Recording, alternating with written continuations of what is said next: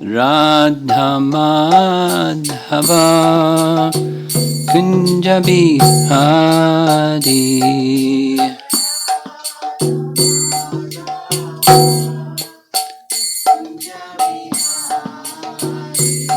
Jaya Radha Madhava Kunja Bihari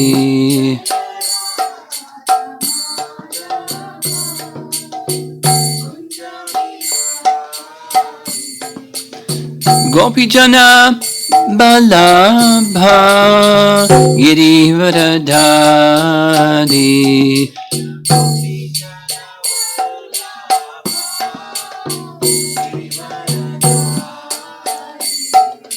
Gopijana Balabha Girivaradhari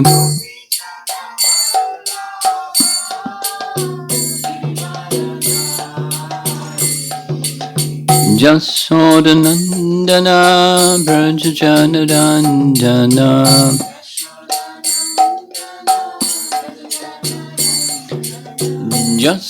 Jasodanandana Brajajanarandana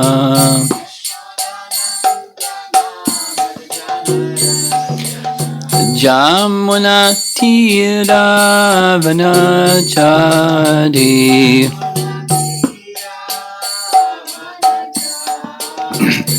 Jamuna Tiravanachari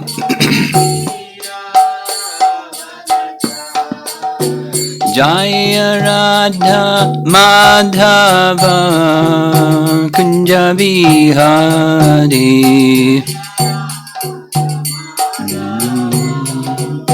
Kunja Bihari Jaya Radha Madhava Kunja Bihari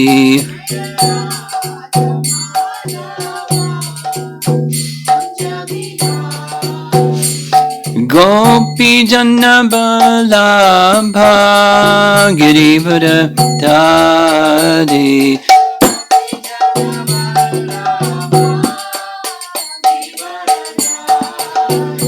Gopi Jana Balabha Girivaradhari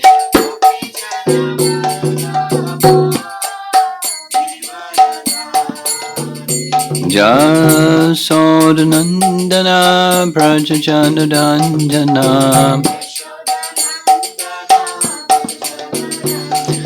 Jasodanandana Brajajanarandana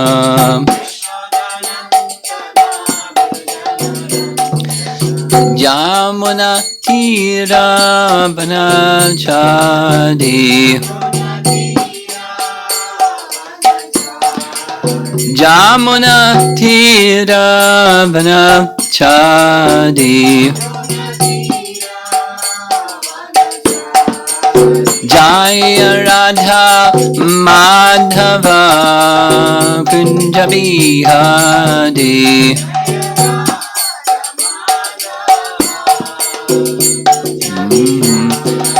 Jaya Radha Madhava Kunja Bihari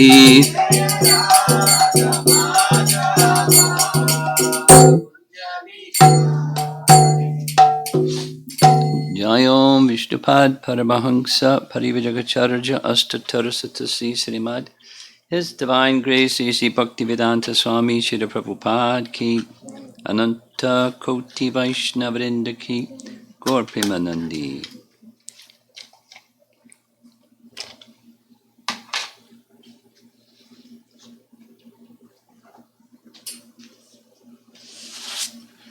Om Namo Bhagavate Vasudevaya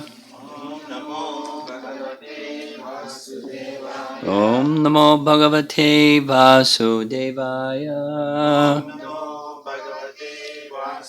Om Namo Bhagavate Vasudevaya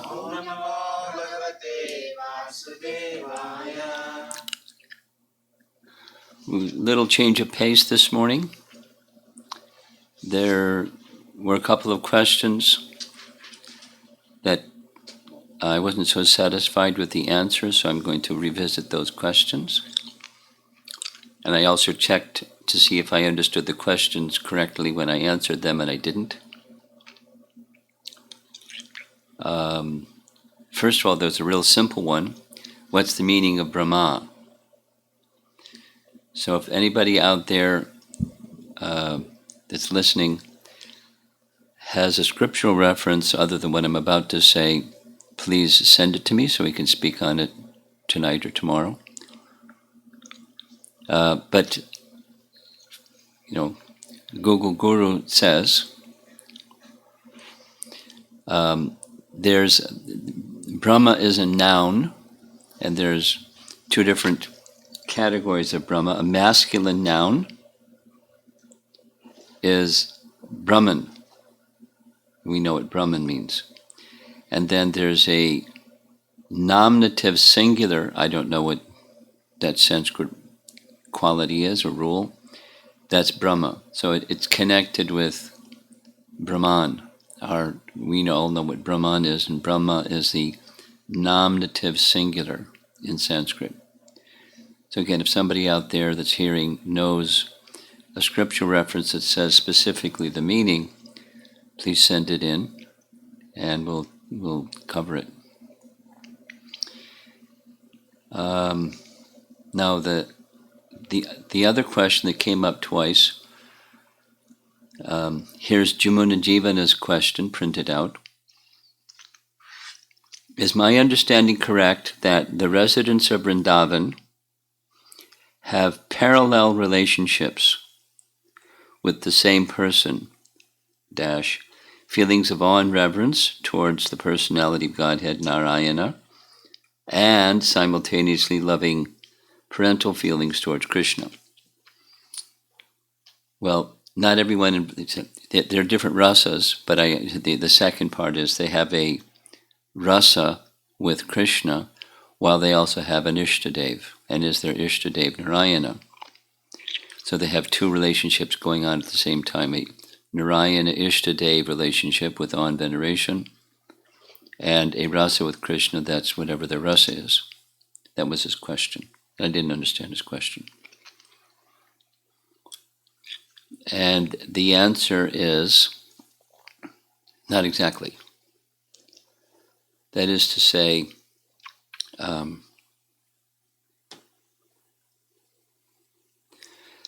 like the gopis, when the gopis were worshipping Katyayani, they weren't worshipping the demigoddess Katyayani, an expansion of Durga.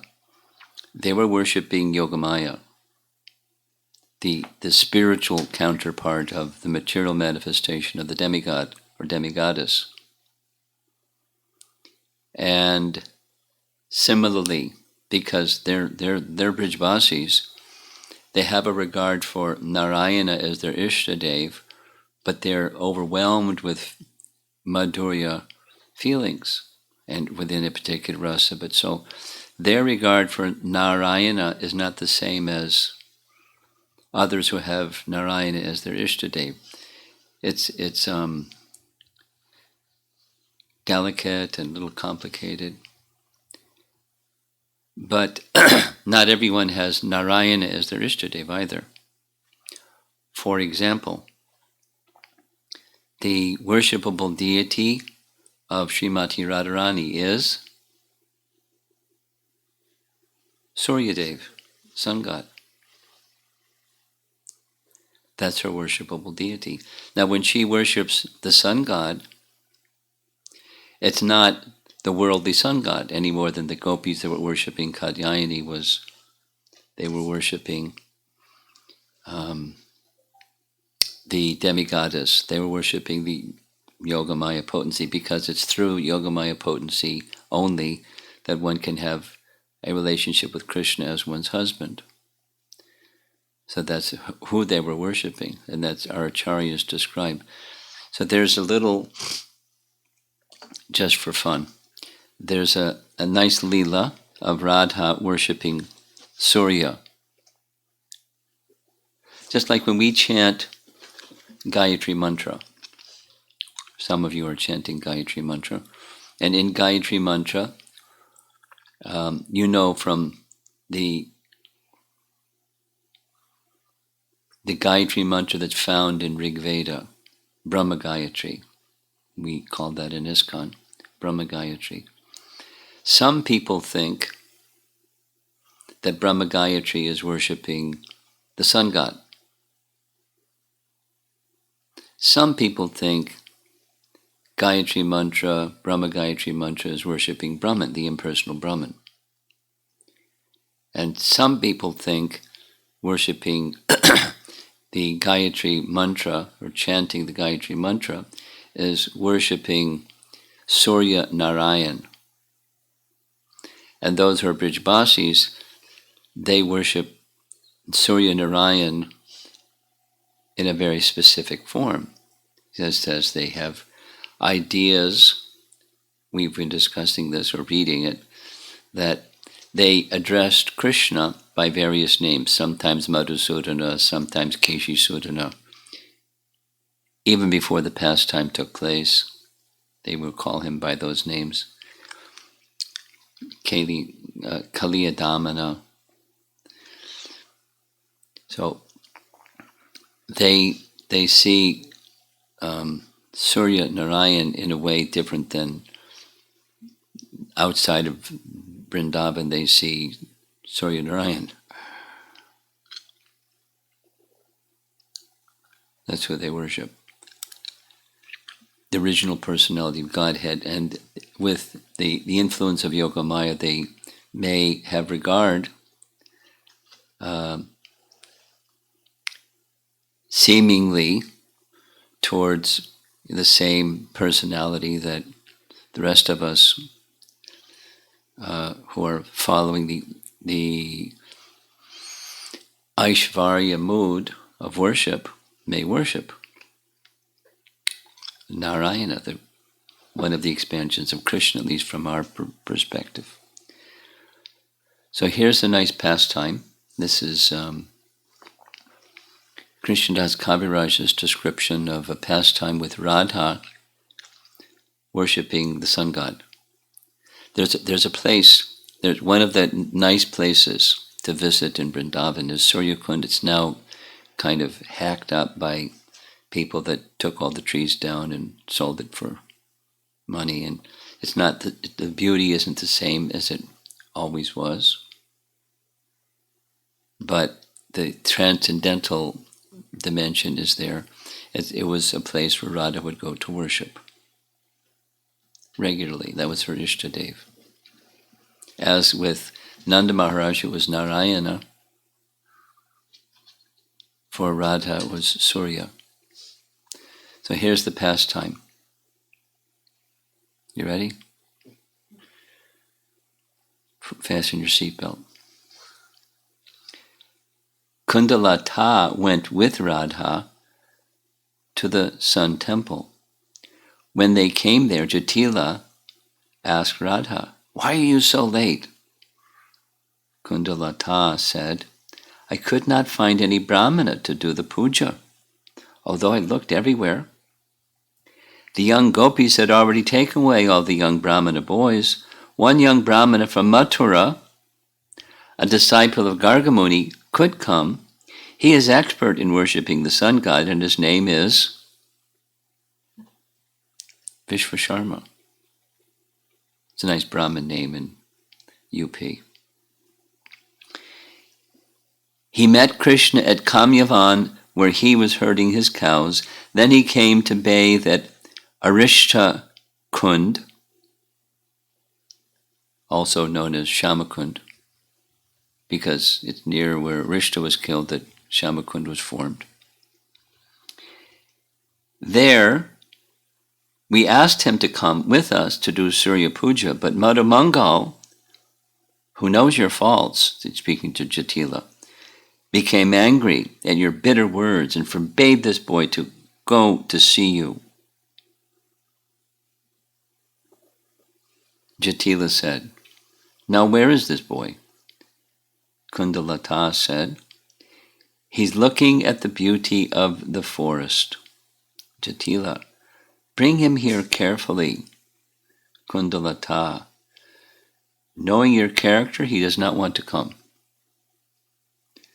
Jatila said, go there with Dinishta and tell this boy that if he doesn't want to come, I will give him nice sweets and a big reward, and he can take Madhu Mangal along with him too.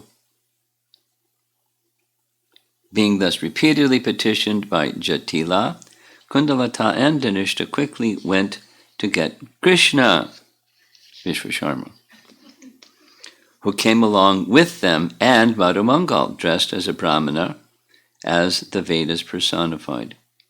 Jatila honored Krishna when he came, and Krishna happily blessed her, saying, may your son have many cows, and may your daughter-in-law be all auspicious, giving his benedictions and blessings. When he began the worship, Krishna said, what is the name of your daughter-in-law? Jatila said, Radha. Upon which Krishna became astonished and said, this is that qualified girl whose chastity is known even Mathura. Clever Krishna. You are blessed to have such a daughter-in-law. Then he said to Radhika, I never do puja to the sun god without being accepted as priest. So you must accept me. You see, I never touch women. So touch this kusha grass and repeat after me. Then he gave her a mantra that has a secondary meaning, but I accept Vishvasharma, whose dynasty bestows fortune on the world, and who is most pure and learned, as my priest. And the same words translated differently. I accept Krishna, whose name, Gotra, purifies the world, who is most learned in the art of conjugal love, and who gives joy to the world, as mine.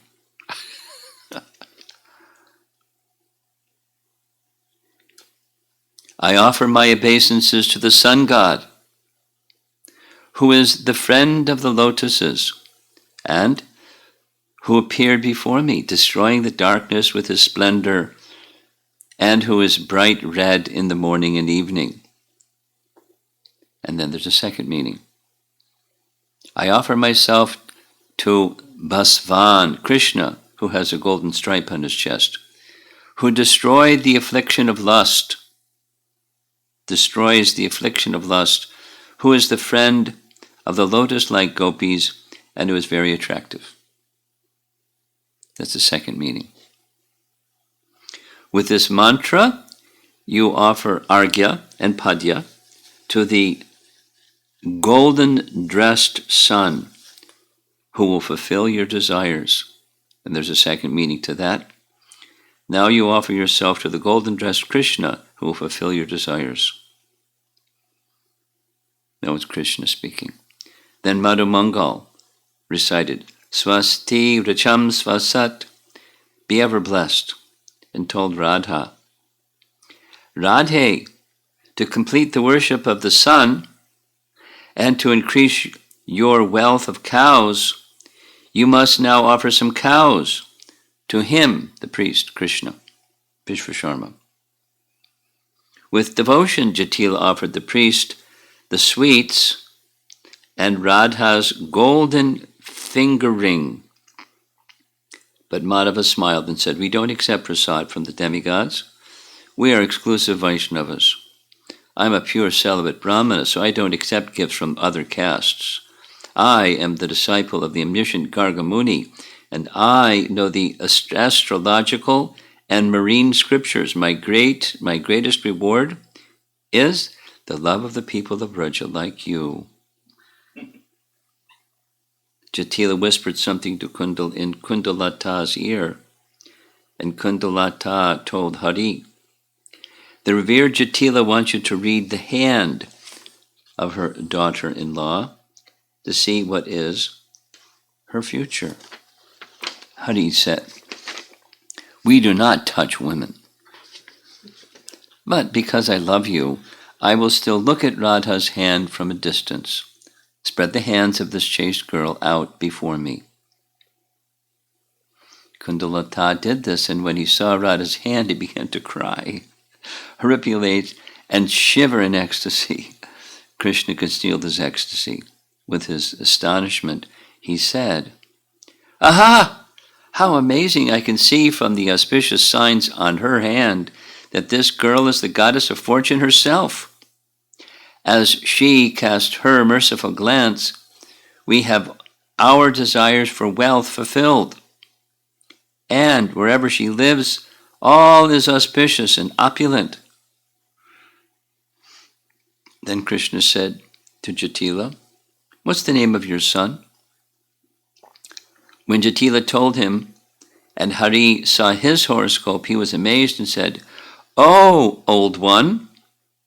Jatila, "This boy has many difficulties in life." Oh, excuse me.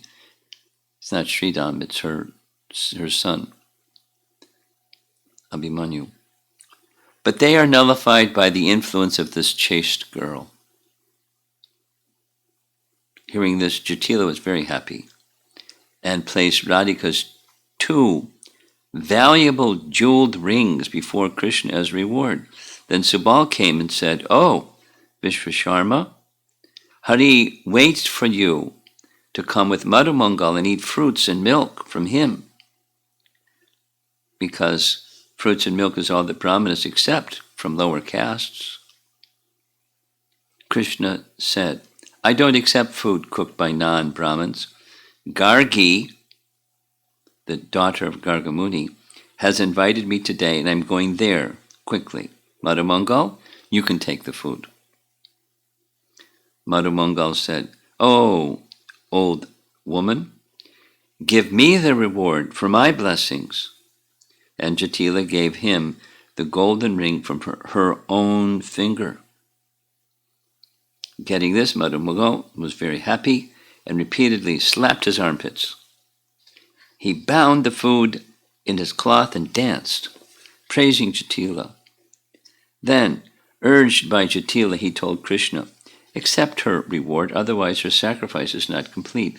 Please take the reward. If you do not need it, then give it to another Brahmana." That's him, right? "It will be for the benefit of this avowed lady." Although Krishna repeatedly refused, Madhumangal said, "I will accept the result of your shortcoming," bound the 2 rings in his cloth and laughed. Jatila told Krishna, "Oh, Brahmana, I will be so fortunate if you come to my house. I will accept you as my priest of the sun god and give you a big fee." Saying this, Jatila bowed down to the 2 Brahmanas. Feeling satisfied, she returned home with Radhika and her friends. When Radha went home with Jatila, she repeatedly turned her neck, looking behind her on the pretext of speaking with Lalita and the others, just to look back at Murari, who was going out of sight now.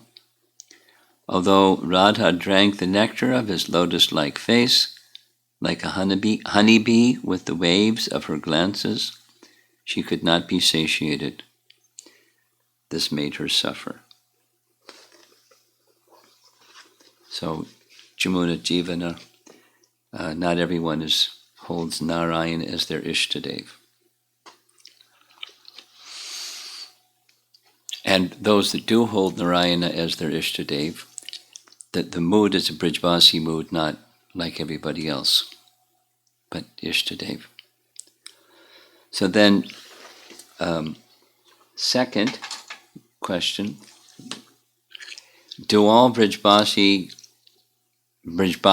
and Gopas know that Krishna is the Supreme Lord? And which Radha was this?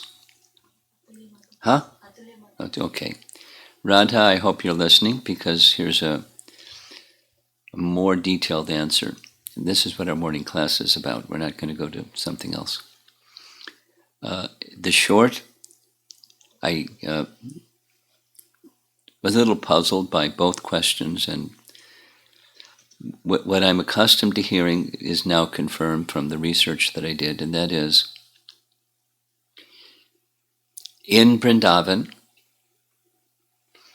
the mood of love for Krishna is their particular rasa that's covered with madhurya. That is, covered with madhurya means, they're like the cowherd boys, or like Jatila. Oh, so she's elder.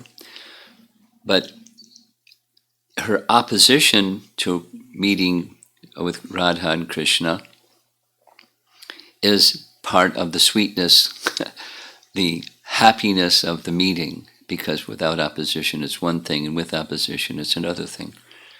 So everyone, the peacocks and the cows and everybody, the cowherd boys, there's some flavor of wishing to see the happiness of Krishna meeting with Radha. And so they play different roles that assist that. There's other dimensions, primary rasa, and there's also this additional flavor within their rasa. So, and even in their cowherd boy or elders, it's this language is used over and over. The possessiveness and the natural affection and attachment, those terminologies are used because that's this madhurya feature. Sweet, intimate, not only the conjugal love, but sweet and intimate, madhurya, madhu, like honey. So that's the predominating feature, and from time to time, I was using this language, Krishna will pull back the curtain, and they go, wow. So, and then the curtain closes. And they not just, they get over it, but they completely forget it. In Brihad Bhagavatamrita, a very interesting description is provided by Sanatana Goswami, that regularly at intervals, Krishna will go to Mathura and there's that crescendo of feelings of separation. And then Krishna will come back. And it's like they forgot that Krishna went away. Because and then the pastime happens again and Krishna goes away and they're smashed. And then Krishna, but they forget each time. This is the Yogamaya, because it's such an intense rasika feeling, love and separation, that it goes on again and again, and they don't even remember. That's the capacity. Like Mother Jasoda, when Krishna allowed Mother Jasoda to see the universes within his mouth, she nearly fainted, but then later on she forgot. But then sometimes she remembered. But it was the Yogamaya potency, the sweetness feature is so predominant that they just forget. So even if they have glimpses. So I'm going to read now from two sections of the Bhagavatam, 10th canto, that say the same thing I just summarized. And this is in our lovely Canto 10, Chapter 8, the same section where Gargamuni does the name giving. So when Krishna is in the same Chapter 8, this is where Mother Jasoda looks in Krishna's mouth. Mother Jasoda, by the grace, this is 10, 8, 43, and 44. Mother Jasoda, by the grace of the Lord, could understand the real truth, but then again, the Supreme Master, by the influence of the internal potency Yogamaya, inspired her to become absorbed in intense maternal affection for her son. This is a different pastime where she's breastfeeding and she opens Krishna's mouth and she sees the universes within. It happened twice. There's the other one where they're with the cowherd boys. And the boys say, Krishna ate dirt. This is a different one, but same Leela. Purport. Although Mother Jasoda could understand the whole philosophy of life, at the next moment she was overwhelmed by affection for her son by the influence of Yogamaya. This is Prabhupada's Purport, Chapter 8. Unless she took care of her son Krishna, she thought, how could he be protected? She could not think otherwise, and thus she forgot all her philosophical speculations. This forgetfulness is described by Srila Vishwanath Chakravarti Thakur as being inspired by the influence of Yogamaya.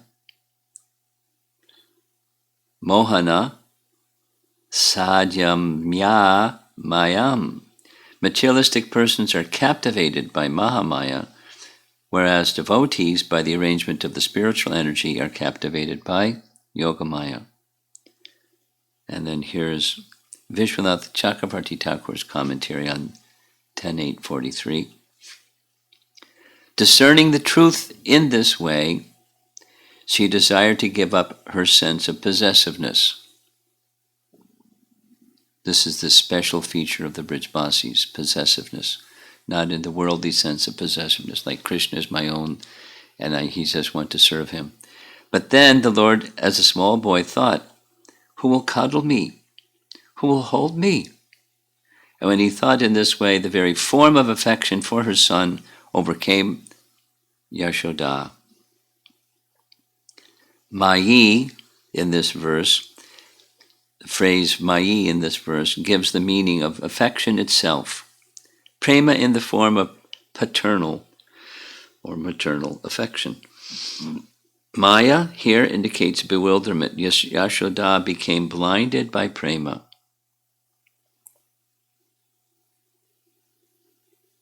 Then Jiva Goswami's commentary. Seeing her conviction, the Lord was pleased. But seeing her agitation, he became upset, and then filled her with love. When she, who protected her son by her motherly love, had understood the truth mentioned in the first 3 lines of the previous verse for the purpose of Krishna's pastimes, the Lord, who is capable of fulfilling her prayers, spread his mercy, Mayam, Yogamaya, to her even more than previously, so that she would no longer see this vision which was contrary to her love. This mercy was filled with deep affection for her son. That affection was deeper than any other person's affection. This was not material affection, but rather the Swarup Shakti of Vishnu. And then same 10.8.44, translation reads, immediately forgetting Yogamaya's illusion that Krishna had shown the universal form within his mouth, Mother Yashoda took her son on her lap as before, feeling increased affection in her heart for her transcendental child. And Prabhupada's purport, Mother Yashoda regarded the vision of the universal form within Krishna's mouth as an arrangement of Yogamaya like a dream. She thought she was like dreaming or hallucinating, or as one forgets everything after a dream, Mother Yashoda immediately forgot the entire incident. As her natural feeling of affection increased, she decided to herself, now let this incident be forgotten. I do not mind. Here is my son. Let me kiss him.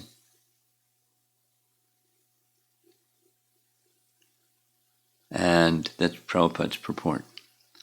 Here's Vishwanath. Just as one quickly forgets a dream, Yashoda forgot completely about the universal form to the influence of Maya. In the presence of Aishvarya Gyan, affection is restricted. Now, her affection was unrestricted. Rather, it increased even more. She is described as, quote, one whose heart was spread, Kalila, with increased affection. And Jiva Goswami's commentary, suddenly she forgot about questioning what had happened. She put the child, who was born from her womb, on her lap, just as she had previously.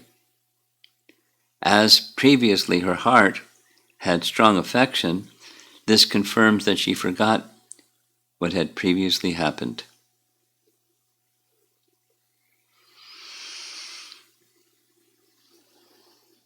And there's another different but similar example, in principle similar, and that is the pastime of, this is chapter 28, canto 10, which is the agents of Varuna kidnapped Nanda Maharaj. You know the pastime? He was taking his bath on the Dwadasi morning, and the agents of Varuna said, "Whoa, he's taking his bath at the wrong minute." And so they grabbed him from underneath and took him to the abode of Varuna. Nanda disappeared. And the Brijbasis, their king, is gone. So they were, oh, Nanda Maharaj is gone. So Krishna said, I'll see if I can find him. So Krishna and Balaram entered the sea, entered the river, and went to the abode of Yamaraj, but the abode of Varuna. And when Krishna and Balaram reached the abode of Varuna, there he saw his father. There he saw Varuna and the agents of Varuna. Varuna got off his throne, came right before Krishna, and started worshiping Krishna right in front of Nanda Maharaj, and said, here's your father back. I've understood why you've come. So thank you very much. And he went back. And then when Nanda Maharaj went back, he described everything to the elders and said, I don't know who this boy is. Varuna was worshiping him. So maybe this, maybe that. And, Krishna did something like what he had done with the other case. And then Krishna decided, so this is like the curtain is drawn back again. Who is he? So the astonishment, secondary rasa again. So Krishna decided he wanted to show them the spiritual world.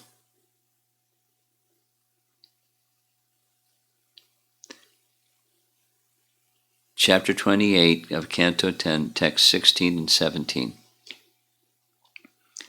The cowherd men were brought by Lord Krishna to Brahma Hrada, Hrada. Hrada means lake. Made to submerge in the water and then lifted up. From the same vantage point that Akrura saw the spiritual world, the cowherd men saw the planet of the absolute truth. Purport. Now this is not Prabhupada, this is his followers. The unlimited extension of spiritual light called Brahma Jyoti in text 15, that's the previous verse of this text, is compared to a lake called Brahma Hrada. Lord Krishna submerged the cowherd men in that lake in the sense that he submerged them in the awareness of the impersonal Brahman. But then, as indicated by the word uhrita, he lifted them to a higher understanding, that of the personality of Godhead in his own planet, as clearly stated here. They saw, just as Akrura did, the transcendental abode of the absolute truth. Paragraph. The evolution of consciousness may be briefly summarized as follows. In ordinary consciousness, we perceive and are attracted to the variety of material things, sense objects. Rising to the first stage of spiritual consciousness, we transcend material variety and focus instead on the undifferentiated one, which lies beyond and gives existence to the many. Finally, rising to Krishna consciousness, we find that the Absolute Spiritual One contains its own eternal variety. In fact, since this world is a mere shadow of the eternal existence, we would expect to find spiritual variety within the One. And indeed, we do find it in the sacred text of Srimad Bhagavatam. Paragraph. Astute readers may note that the pastime involving Akrura takes place later in the Bhagavatam, after the present affair with the cowherd men. The reason Shukadeva Goswami says Akrura saw Vaikuntha Pura previously is that all these incidents took place many years before the conversation with Shukadeva Goswami and Maharaj Pariksit. That's the chronology question. Okay, so here's Vishwanath Chakravarti Thakur's commentary on this text, 16 of chapter 28. Krishna gave them realization of Brahman, in which there is no particular awareness, as if immersing them in a lake. Radham. Then he pulled them out of that realization by his remarkable powers and let them see Vaikuntha, Lokam. This is stated in the second canto of the Bhagavatam, 2:731. That is, he let them see Gokula in Vaikuntha. This is a 10th canto making reference to something spoken in the second canto. Paragraph.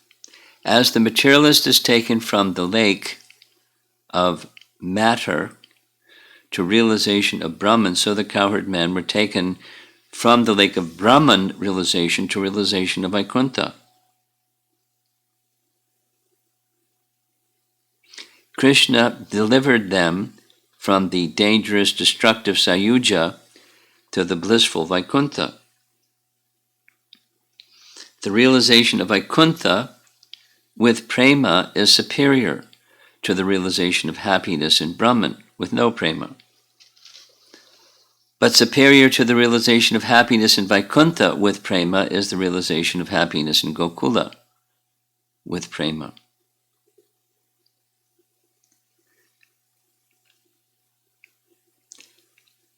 Paragraph. To this Vaikuntha previously Akrura had gone. In this Vaikuntha previously Akrura saw the Lord. Previously indicates that it was previous to the conversation between Shukadeva and Maharaj Pariksit, though the narrative occurs later. Interesting. Jiva Goswami's commentary. Giving details, what they saw is now described. He brought them to that place which is beyond Prakriti, or Brahman, and difficult to enter like a lake, Ridham. He immersed them in it, by his power he made them inquire about this condition, and they attained realization of that state. Then he pulled them out. Surpassing the initial general manifestation of spirituality,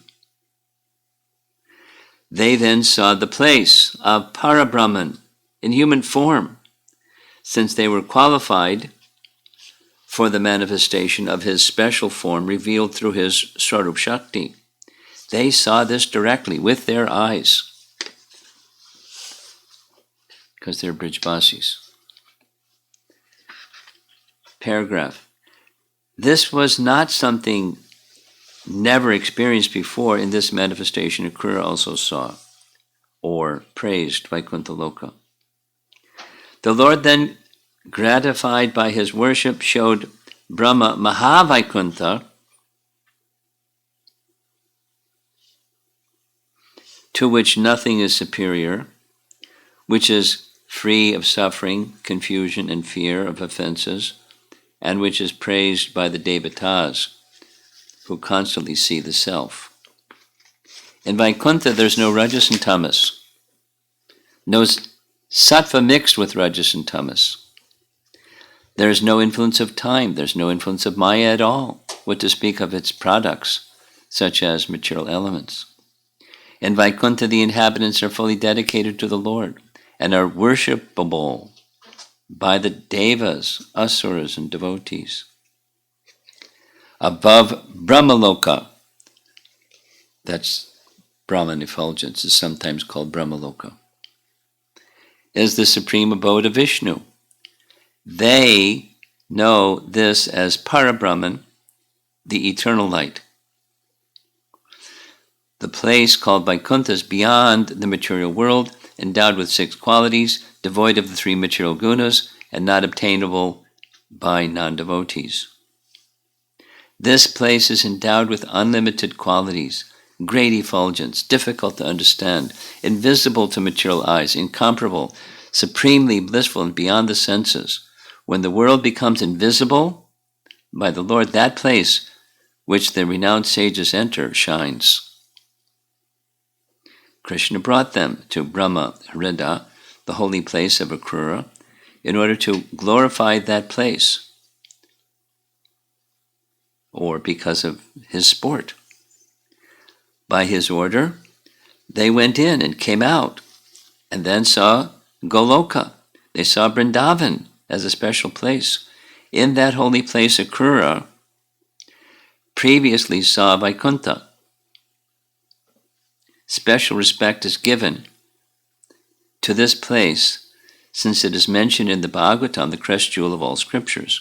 Because the sequence of events is being narrated, the statement does not correspond with later events. It's like saying it happened at another time. And finally, this is 10:28:17. Nanda Maharaj, this is after they had their experience, so how do they process it? Nanda Maharaj and the other cowhead men felt greatest happiness when they saw that transcendental abode. They were especially amazed to see Krishna himself there, surrounded by the personified Vedas who were offering him prayers. And then they forgot everything. Purport. Although the residents of Vrindavan considered themselves ordinary persons, Lord Krishna wanted them to know of their extraordinary good fortune. Thus, within a lake in the Jamuna river, the Lord showed them his personal abode. Now there's commentary says this Hrida can be taken in 2 ways. Literally, Brahma Hrida means, Brahma Jyoti, or it can mean, Hrida can mean actually a lake, like the Kaliya lake within the river Jamuna. It can mean either. The cowherd men were amazed to see that the kingdom of God had exactly the same spiritual atmosphere as their earthly Vrindavan. And that, just as in their Vrindavan, Lord Krishna was personally present, in their unique vision, he was present as the Lord of the spiritual world.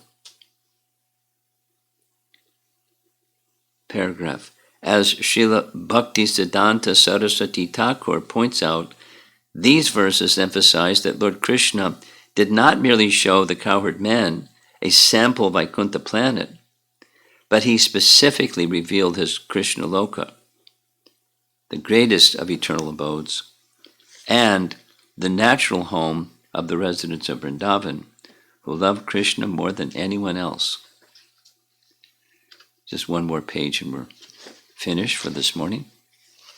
So here's Vishwanath Chakravarti Thakur. Seeing Mahavaikuntha, this Mahavaikuntha, its language, we came across this with Padma Purana. Padma Purana speaks of there's Vaikuntha, then there's Mahavaikuntha. In the Padma Purana, it says specifically that Ayodhya is in that Mahavaikuntha realm. And here it's Krishna Loka is in the Mahavaikuntha realm. Amongst the Vaikuntha planets, it's the topmost. That's what this Mahavaikuntha language means. Seeing Mahavaikuntha, the cowherd men were filled with the highest bliss. This is because the experience of Vrindavan in Goloka of Vaikuntha was similar to the Vrindavan on earth. It is just like a millionaire who, having lost all his wealth, becomes full of bliss and finding some clue to the wealth. But then they began searching for Krishna with the lotus face covered with drops of perspiration, worshipable by millions of their life heirs. Nice poetry.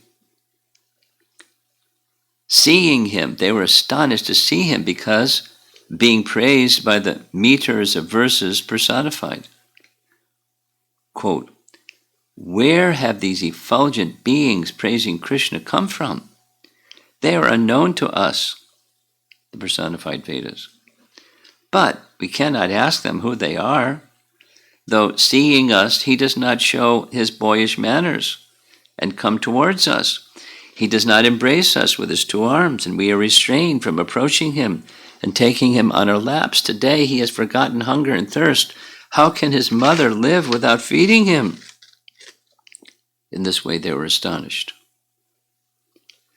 Yogamaya, sent by the Leela Shakti, then brought them back to the earthly Vrindavan. Rupa Goswami has explained this fact in a verse in Stavamala. Quote, may you be protected by Mukunda, who, in order to teach the cowherd men that there is no place as sweet as earthly Vrindavan, showed them effortlessly Vaikuntha and then brought them back to earthly Vaikuntha. The Dham of Krishna is called Gokula. The Dham of Krishna, called Gokula, is supreme, the supreme abode. It is the center, or pericarp, of a lotus with 1,000 petals and is sustained by a portion of the spiritual energy of Baladev, called Ananta. One can reach Swarga by control of the senses and mind and execution of pious acts. One can reach Vaikuntha by engaging in meditation on Vishnu, but it is very difficult to attain Goloka. And the planet protected personally by you, Gokula, O hero, and which destroys the suffering of the cows and other inhabitants, is the residence of the determined and disciplined devotees. That's a quote from Harivangsha. Almost done. Krishna, who plays eternally with his associates in Goloka, which is a particular manifestation of Vrindavan, manifesting within invisible forests on earth, appears sometimes with his associates in the material world with visible form. These associates are eternally present with Krishna. This is understood from scriptures which describe Krishna with his devotees. When the associates appear in many forms to nourish the rasa and the pastimes, Krishna produces a separate identity for each form. I sent out something on this. I mentioned it already.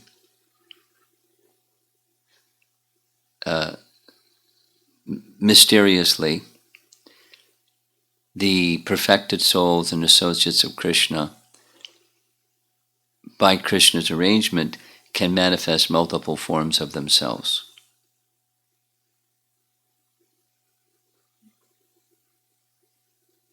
Quite mysterious.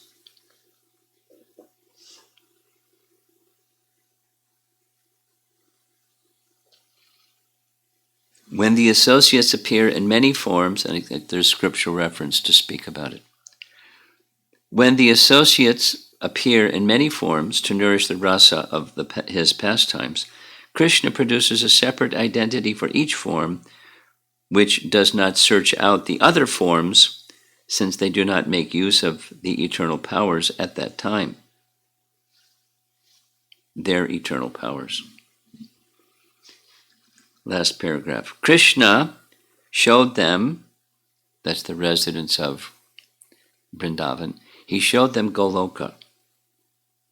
a special manifestation of Vrindavan, situated here within the Aprakat Vrindavan.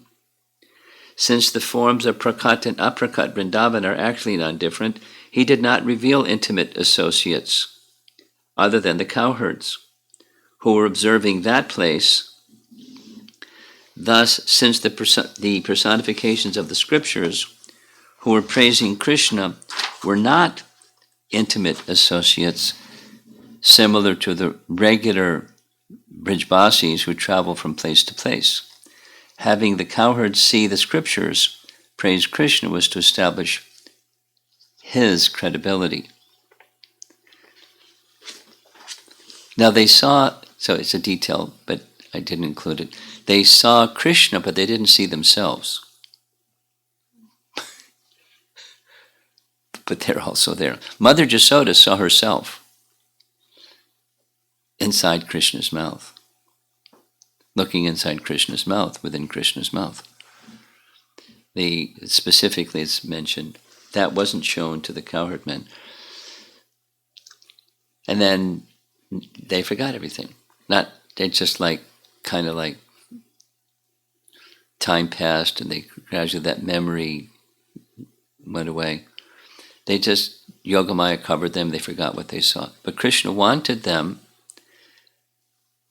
out of their love for him, he wanted to show them how fortunate they are, how special is their position. That's what he wanted to do, so he did.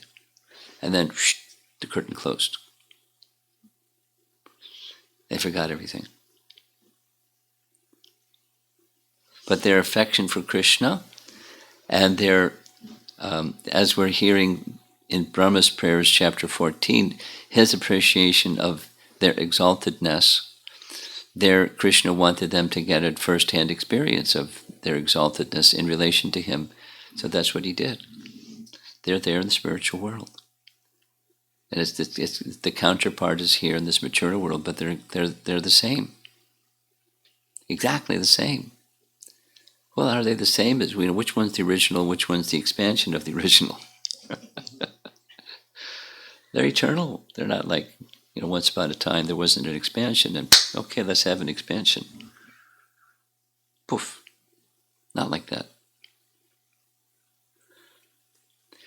When Krishna showed what he showed to Brahma in chapter 14, it's not like it came into existence and went out of existence. It was just disclosed and then withdrawn. That's prakat and aprakat, these two states, manifest and unmanifest. The pastimes of Krishna, speaking in broad terms, they're eternal pastimes. Now, we can't get our minds around that, because that is to say, anything that's an event, the time energy is involved, like past, present, future. That's the events we know. Here we are. Hearing Srimad Bhagavatam class, and before that we were somewhere else, and after that we're going to be somewhere else. So there's passage of time, so we can have Bhagavatam class. But what's events that there's no past, present, future? We don't have experience of that. So how do you describe that which you don't have experience of? So his prakat pastimes, they're not coming into being. They're just being manifested and then withdrawn. Aprakat. They're eternal pastimes. It doesn't fit within the mind. And that's good news. Our poor mind gets exhausted. We're touching on that topic I don't understand this. It's so high. But it's not meant to be understood by a little puny brain. It's not meant to be like that. We're getting, by descending mercy, we're getting a glimpse of what's beyond the temporary. Temporary means time. The mind can't get around it. It's in a different dimension. It's eternal time. We don't have even a sense of eternal time. We have a sense of the other kind, past, present, or future time, temporal time, but not eternal time. And what's eternal activity? It's mind-blowing, beyond the mind. Good. That's a good realization. My mind can't get around this. That's good realization. So now what do? Just take a different approach than trying to get your mind around it. How wonderful is Krishna? And by that acceptance of how wonderful is Krishna, then to some degree, disclosure from Krishna to his devotee can come. Like our acharyas are commenting, and they understand according to what Krishna has revealed to them. Something like we hear about Lord Chaitanya's explanation of Rupa Goswami. Lord Chaitanya asked Srup Damodar, how did he understand my mind? Nobody understands my mind. And Srup Damodar said, I can understand. So the only possibility is you revealed it to him. Otherwise, one can't understand. And then Lord Chaitanya confirmed, yes, it's true. I saw in Rupa Goswami a person who's qualified, and so I invested in him all kinds of realizations. There's nothing that remains unknown to him. Something like that is spoken in Canto 2, Chapter 9, by Lord Vishnu to Brahma, and he says, the truths will be revealed to you, are hereby revealed to you, like not like sometime in the future you're going to get it. The truths will be known to you, are known to you, or something to that effect. Not like in the future. It's just by that benediction, the curtain opens and then one can see. Because he's got an important service to do. He needs to understand lots of things. And without even going to school, he just can understand all kinds of things, because Vishnu said, you'll know all things. Whew. But he had qualification before that, the austerities and dedication to what he heard, tapa, and the mantra, and so forth.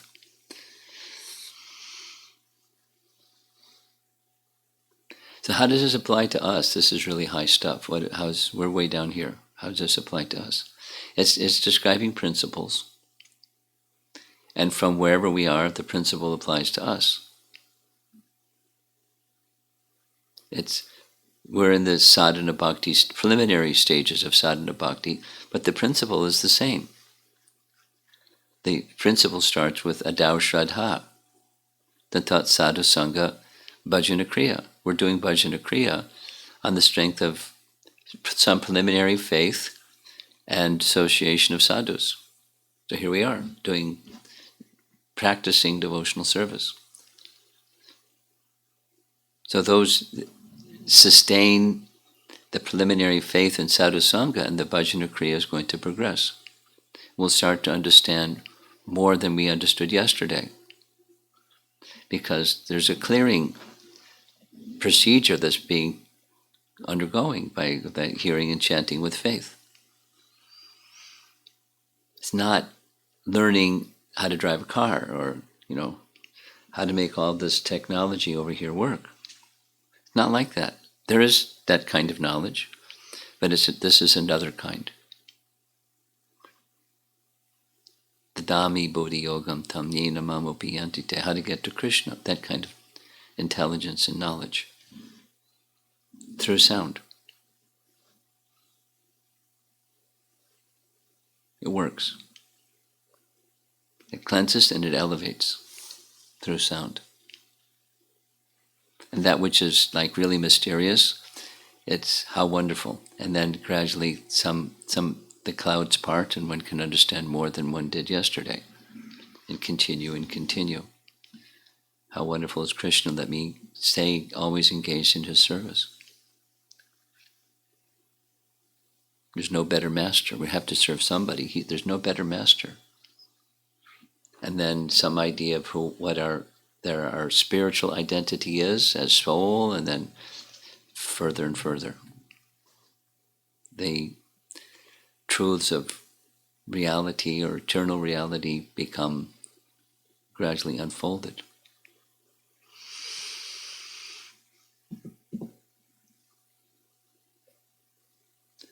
So let's see if there's some discussion.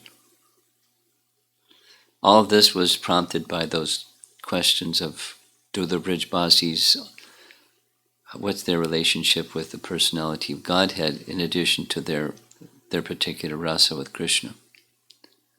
Do they have a concept of a worshipable deity, and do they understand Krishna as God? It gets covered quickly.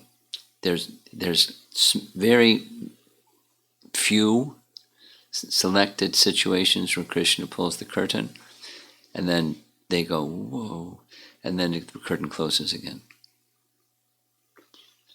Otherwise, when they see something wonderful, they're not disturbed.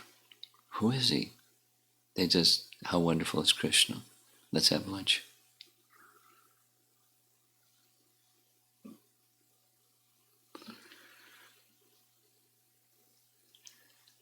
Discussion.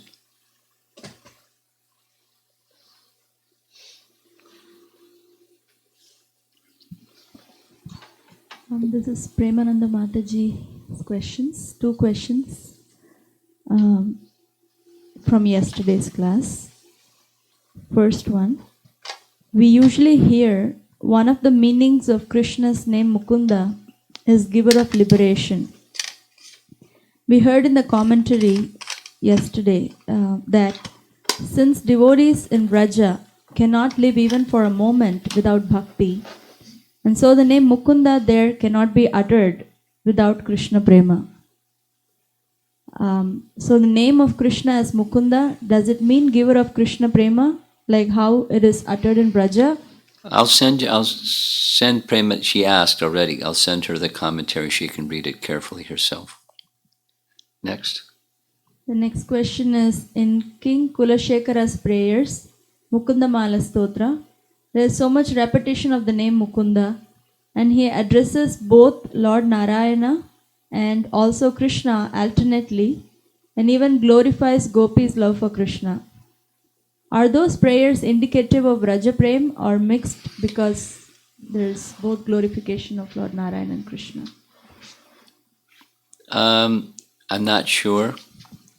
No, King Kulashekar is one of the Alvars in the Sri Sampradaya. And if my memory serves me right, he had like with his love for Ram, it wasn't just majesty, it was intimacy in his love for Ram. So my understanding of his position is it went beyond the feature of Narayana is the supreme and ultimate form. He entered into spontaneous loving attraction for Ram for sure, and most likely Krishna also. But that's a detail that I'd have to research carefully, review it carefully before making a comment. It's easy to say something, but I'd like it to be authoritative.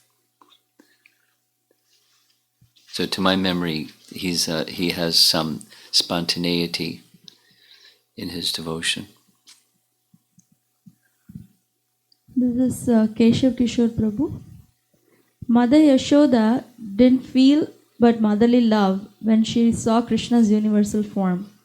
But Arjuna, being a warrior, when saw the universal form, was very agitated and fearful. Do you know why this infraction? Wouldn't be the opposite reaction considering their roles in which the events happened? Well, it's not just role, it's their particular mood of love. And the particular mood of love of Mother Jasoda, not only as mother, that primary rasa, but as a resident of Braja. So, more so than rasa, friend and mother, it's outside of Vrindavan and in Vrindavan. The mood of love of the residents of Vrindavan is universally distinct and special. So my response to the question is, it has more to do with her being a Brijbasi than anything else. This is Sthira Mataji. In the reading, there was a phrase, the Vrajavasis were worshipping Krishna as if worshipable by millions of their life heirs. How to understand this? At my stage, there are moments where I remember Krishna, and most of the times I don't. In their stage, it was natural. Is that an understanding? In their stage, phrase? what? In their stage? In their stage, it was natural remembrance. So is that an understanding of that phrase? Is that an understanding of? Of the phrase, the Vrajavasis were worshipping Krishna as if worshipable by millions of their life heirs. Yes. It's a poetic expression, another way of saying possessiveness, another way of saying, the unique love of the residents of Vraja. That's what it's indicating. Rajat Prabhu, as you were explaining how time does not exist in spiritual world, I was thinking on the same lines. When we start practicing Krishna consciousness, we experience that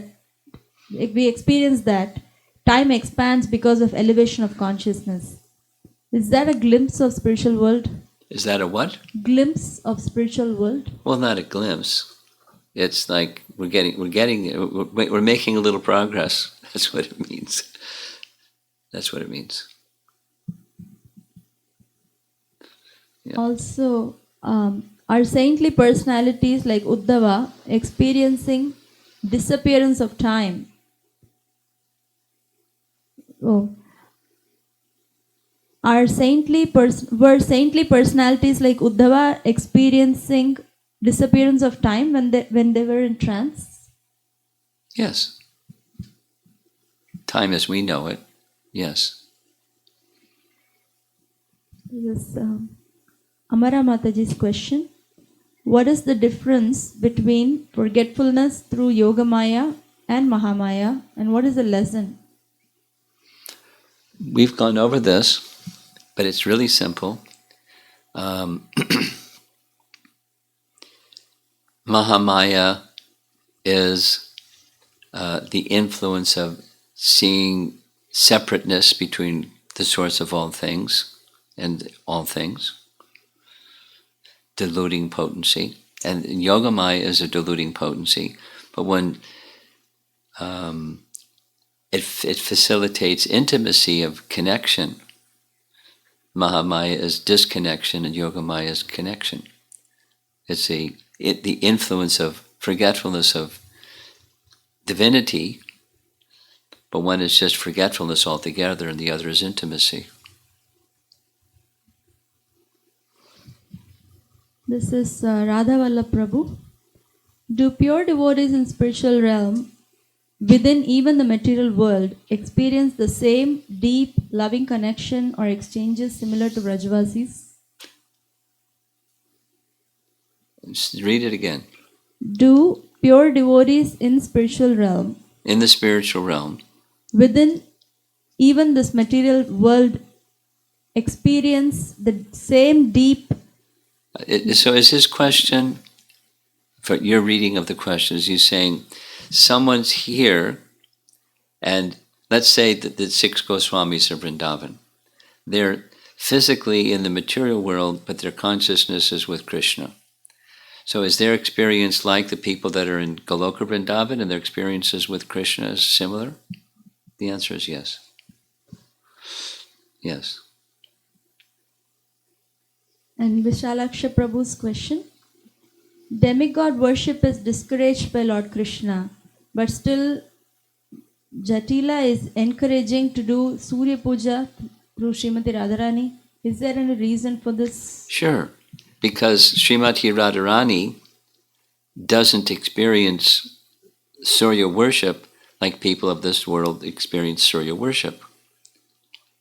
Like the gopis worshipping Katyayani, it's not the material demigoddess. It's the internal potency, etc. They see differently. Worshipping of Indra, it's not, it's perceived differently. How the Brijvasis perceive is different than how people in material consciousness perceive. They see the spiritual counterpart. Everything has a spiritual counterpart, and that's how they see. At least there's their bhava. They're following dharma, but their bhava is connecting to the spiritual source of everything. This is Sunil Sharma Prabhu. How can one feel the reciprocation of Guru and Krishna always? What are the practical steps to enhance the loving mood while serving? Gosh, follow Krishna consciousness nicely, and it's there.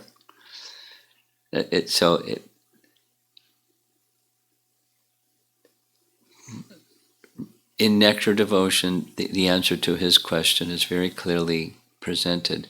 We follow the vidhis in the mood of submission to Krishna, and the submission to Krishna. So there's 6 limbs of surrender, and through the kindness of Krishna comes through the representatives of Krishna. So follow carefully Vaidhi Sadhana Bhakti, and that sense of connection will awaken. And do those things not mechanically, but do from the heart. Yeah. Shri Radhika Mataji's question. I've come to realize that my learning style is to, after Shravana, contemplate how to utilize the teachings and apply them. Then I'm able to engage actively with the teachings and assimilate them so that I own them. Some teachings are easy to actively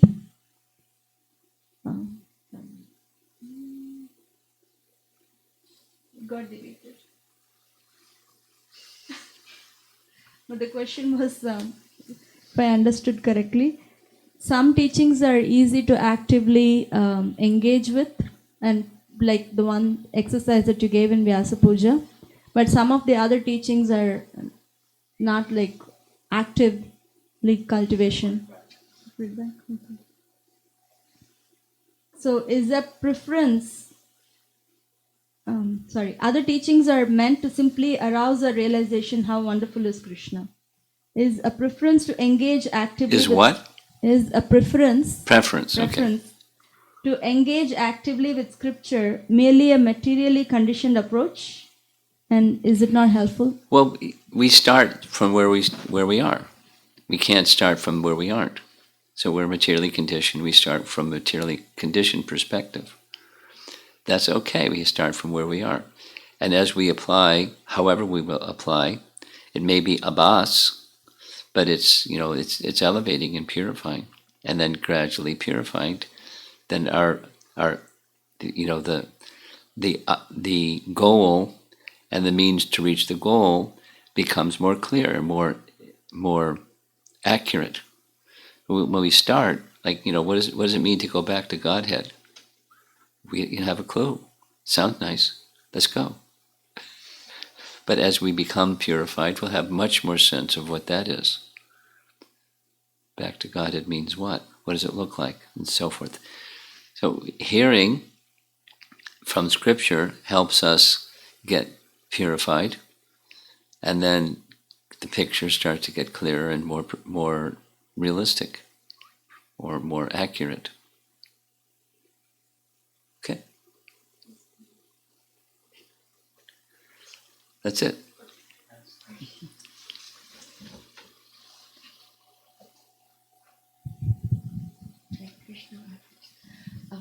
I have a question.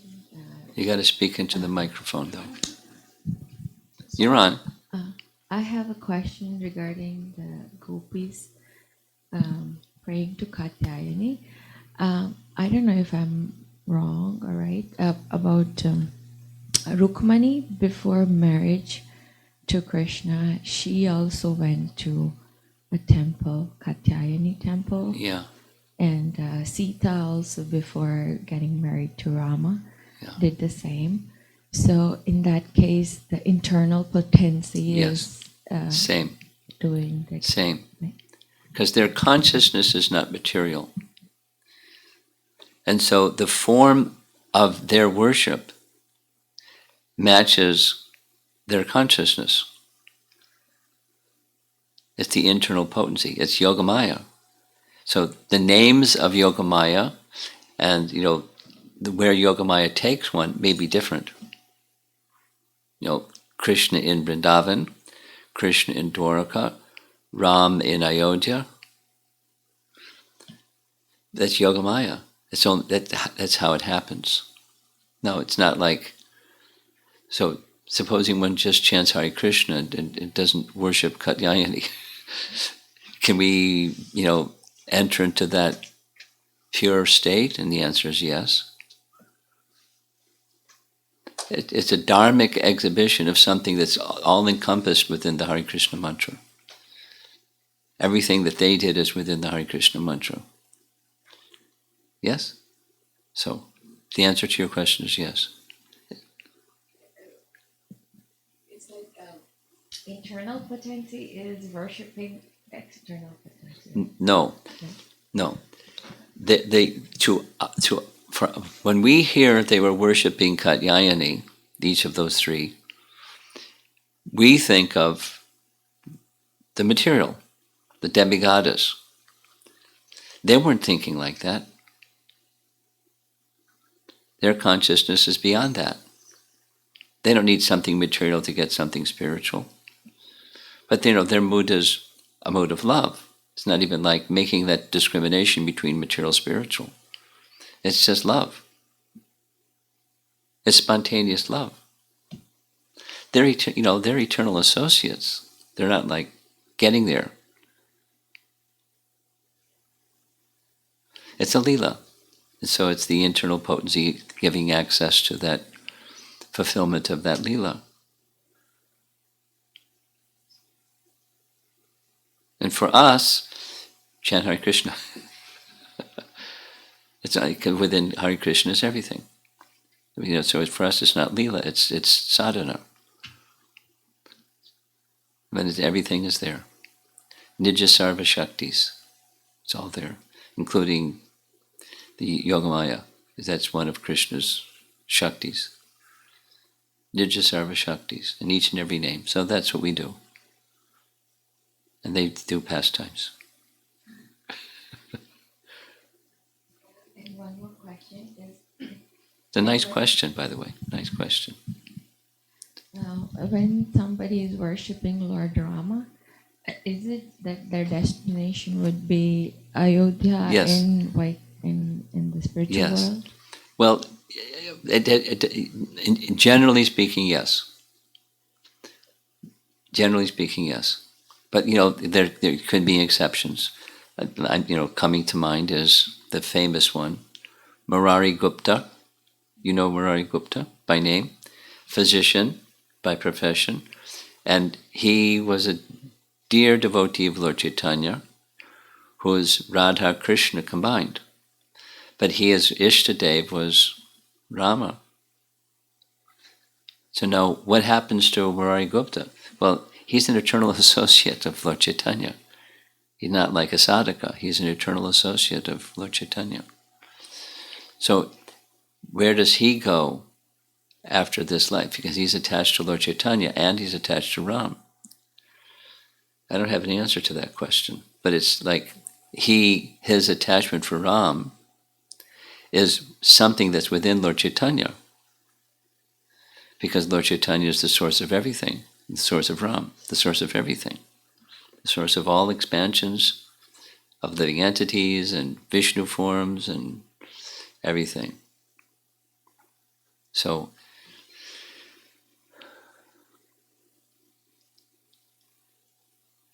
I'm trying to circle back to what your specific question is, and I can't remember your specific question. My question I didn't ask. Huh? Have I answered your question? No, my question is now, so what is the difference between going to Vaikuntha and going to Goloka? Like what? How What's the difference? Or what's the procedure? your procedure? Okay. Sounds like procedure and difference both. Okay. Well, the difference is Aishvarya versus Madhurya. In Madhurya, Krishna shows his Aishvarya, but Madhurya is so strong. They can't see the Aishvarya. Sometimes, we've been speaking, sometimes the curtain is, here's my Aishvarya, then the curtain closes.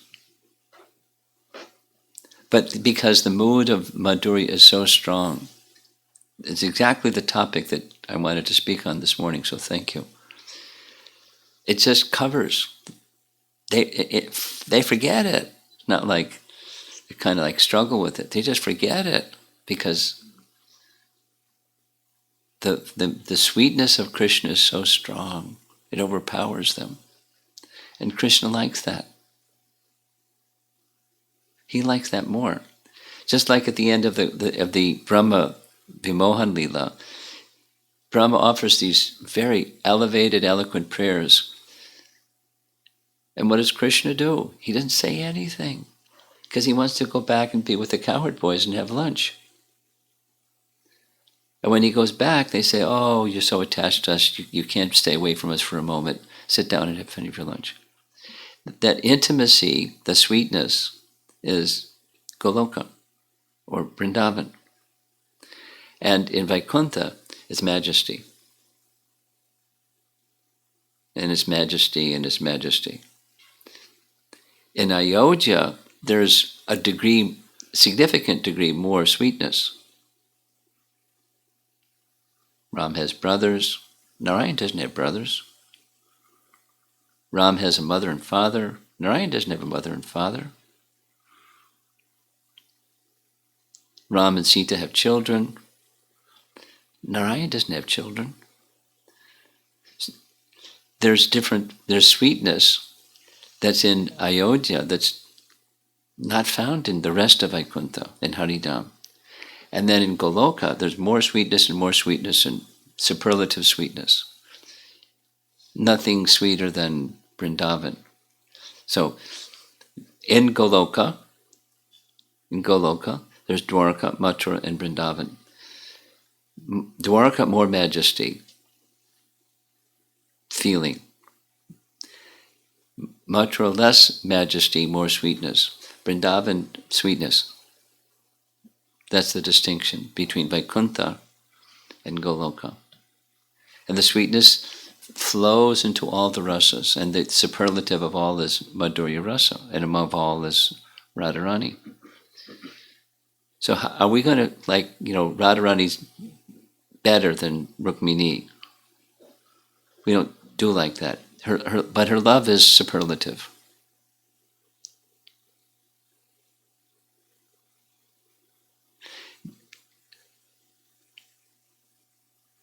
Is it okay? That's it? Okay.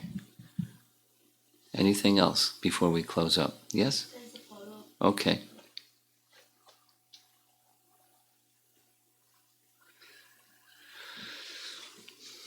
Shiradika Mataji's follow-up question.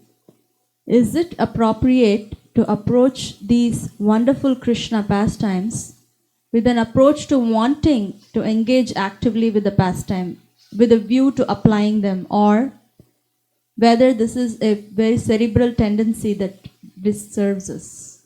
Or whether it's a cerebral tendency? Well, first become qualified. That's my response. And we are followers of Lord Brahma who doesn't feel himself qualified. But as followers of Rupa Goswami, when, Krishna Manjari's question about, attaining your Swarup and wanting to associate with Ragatmika Bhaktas, we're not qualified for that. So make ourselves qualified. And the qualification is purity. And going beyond purity means going beyond anarthas and the material conceptions and what we're attached to, because those attachments, that's remaining attached to material things despite understanding so many instructions. So it's not like you have to like empty out your house or go live under a tree or something, but attachment.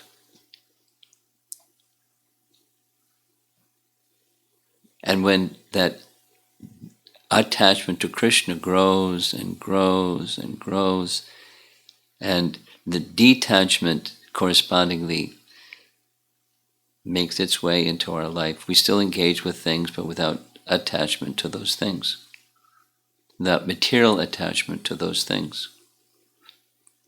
Like, let's say, your children. So, like, I just kind of don't care about my children anymore because I'm becoming elevated.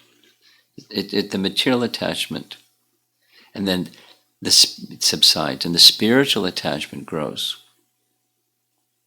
We don't know what that is because we're materially attached and not so spiritually attached. But the spiritual attachment grows. I mean, Bhaktivinoda had 10 children.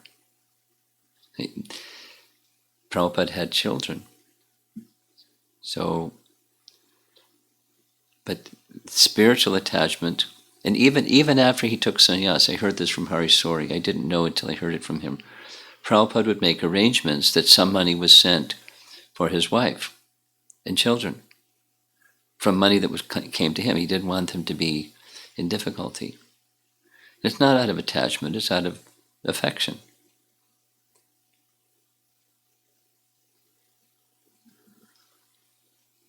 But he didn't go and hang out. He just, had love for them in a transcendental sense. So, what does that look like? It's going to be different for different people, but it's the qualification of being in the position of in association with the residents of Vrindavan, along with the Nitya Siddha devotees that appear with Krishna on his roadshow. There's some that join him. They have become perfect by this way, that way, and they get trained up. So it's good to have that hankering, but let us first become qualified. Let us first become pure. We have a long way to go for that one. It's so in the distance, we know that is a stage we'd like to achieve, and then stay focused on where you are at the moment, and go the next step, and go the next step, and go the next step. Keep going. Purity. Okay, we're done. Srila Prabhupada ki jai. Huh? Yeah, let me just end. Thank you.